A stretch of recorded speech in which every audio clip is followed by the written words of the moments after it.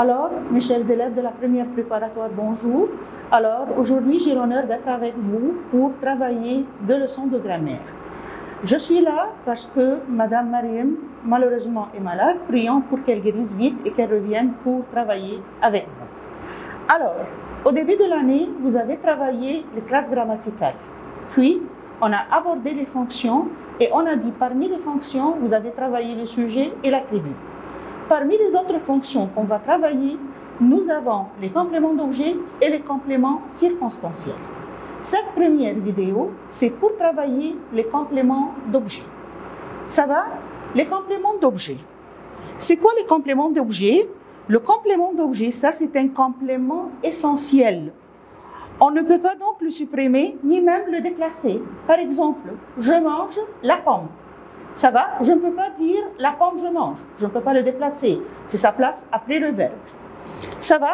Il complète le verbe et fait partie du groupe verbal. Alors, il mange quoi? Il mange la pomme. Il complète comme ça le verbe.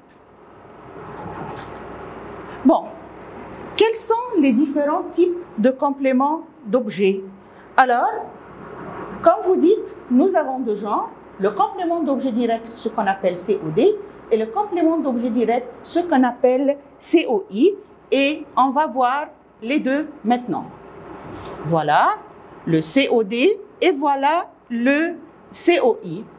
Bon. Le complément d'objet répond à la question qui ou quoi. Qui, bien sûr, c'est pour les personnes ou bien les êtres animés, et quoi, c'est pour les objets ou les choses, ce qu'on appelle les êtres inanimés. Alors, ma mère prépare. Prépare quoi? Elle prépare le repas. Si je veux utiliser qui, j'ai rencontré Sophie. J'ai rencontré qui? J'ai rencontré Sophie. Pour le COI, il permet à répondre aux questions, soit à qui, à quoi, de qui ou de quoi. Pourquoi c'est un COI? Parce que entre le verbe et son complément, il y a une préposition, que ce soit le à ou le de. Alors, le COI est introduit par une préposition à ou de qui le sépare du verbe. Exemple, il pense à son ami. Faites bien attention, il y a ici le à, mais ici, pas de préposition entre le verbe et entre le groupe nominal complément. Il pense à son ami, il pense à qui? Il pense à son ami. Si je dis par exemple, il pense à ses vacances, ici, on va répondre à la question, il pense à quoi? Bon. Pour les compléments, pour la nature,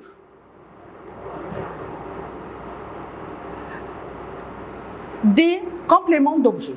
Vous avez travaillé avant les différentes natures du sujet et de l'attribut, et maintenant on va travailler les différentes natures du complément d'objet, et on va commencer par le COD. Alors, le COD peut être un nom ou un groupe nominal. Exemple, le cycliste entretient quoi? Son vélo. Ici, c'est un groupe nominal. Je peux dire, le cycliste rencontre Nadia. Il rencontre qui? Nadia. Ici, à ce moment-là, la nature, c'est un nom. Il peut être un pronom. Quels sont les pronoms COD? Nous avons les pronoms personnels COD, le, la, les et le L apostrophe. Le cycliste l'entretient. Nous avons le L apostrophe ici, qui est le complément d'objet direct. Il entretient quoi? Son vélo, qui est remplacé par L apostrophe. Aussi, le complément d'objet direct peut être un verbe à l'infinitif. Je désire manger. Je désire quoi? Manger. Je veux marcher. Je veux quoi? Marcher. Je préfère dessiner. Je préfère quoi? Dessiner. Alors, le verbe ici, c'est un verbe à l'infinitif, mais il a la fonction d'un COD. Dernière classe grammaticale ou bien dernière nature, ça peut être une proposition subordonnée, et vous savez très bien que la proposition subordonnée, alors, est introduite par la conjonction de subordination que. Exemple, je veux que tu viennes tout de suite. Je veux quoi? Que tu viennes tout de suite. Ça va? Alors ici, c'est une proposition subordonnée et c'est un COD. Alors, quelle est la fonction de que tu viennes tout de suite? c'est un COD.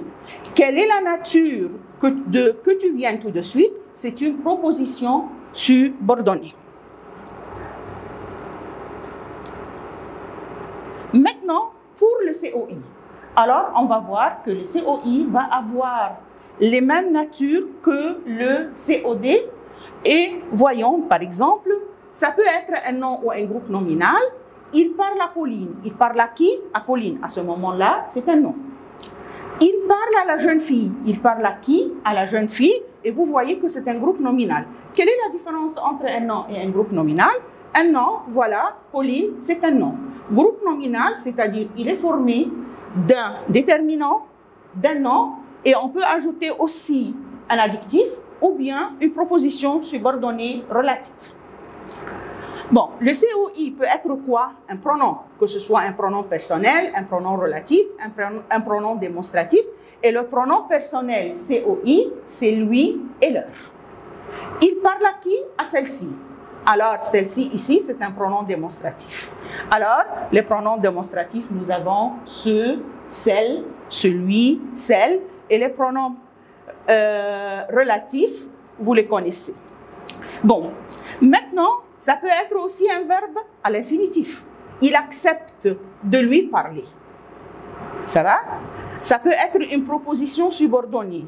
Alors, à ce moment-là, je passe seulement que, mais j'ai à ce que. Il faut qu'il y ait la préposition. Elle s'attend à quoi? À ce qu'il lui parle. Et ici, la nature du COI, c'est une proposition subordonnée. Alors, il parle à Pauline. Si je parle de la nature, c'est un nom. Si je parle de la fonction, c'est un COI. De même, il parle à la jeune fille. À la jeune fille, nature, c'est un groupe nominal. Fonction, COI. Il parle à celle-ci. À celle-ci, nature, ça va? C'est un pronom démonstratif. Fonction, c'est un COI. Il accepte de lui parler. De parler ici, alors nature, c'est un verbe à l'infinitif. Et la fonction, c'est un COI. Elle s'attend à ce qu'il lui parle. À ce qu'il lui parle, nature, c'est une proposition subordonnée. Et la fonction aussi, c'est un COI. Bon, la place des compléments d'objet. En général, les compléments d'objet sont après le verbe. Ça va?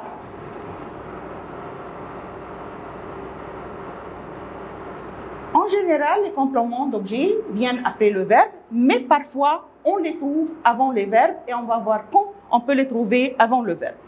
En général, les compléments sont placés après le verbe. Martin fait quoi? Ses devoirs. Voilà le verbe. Et voilà ses devoirs qui est un COD qui est venu après le verbe. Mais dans certains cas, on les trouve avant le verbe. Ça va? Premier cas, c'est dans la phrase interrogative. Quel travail fais-tu? Tu fais quoi? Quel travail? Martin les fait. Alors, le les ici, c'est un pronom personnel qui est un COD et qui est placé avant le verbe. Mais attention, si le complément est placé avant le verbe, alors il ne faut pas le confondre avec le sujet inversé. C'est dans le parc de la ville que coulait cette rivière. Alors, cette rivière, alors c'est quoi? C'est un sujet inversé. Qu'est-ce qui coulait? C'est la rivière. Alors, c'est le sujet. Et le sujet vient après le verbe, donc c'est un sujet inversé. On ne va pas dire que c'est un COD. Le promeneur regarde ce spectacle. Ici, il y a une petite faute. Alors, ce spectacle. Alors, le promeneur regarde quoi? Il regarde ce spectacle qui est un complément d'objet direct. Ça va? Et comme ça, on a terminé avec le complément d'objet. Mais, chers élèves, vous êtes priés de faire le devoir sur les compléments d'objet. Alors, ça, la leçon, c'est à la page 322-323. Et vous êtes priés de faire exercice 1, 2, 3, 4, 6, 7, 10 et 11 sur votre cahier. Et bientôt, vous aurez les réponses. Merci.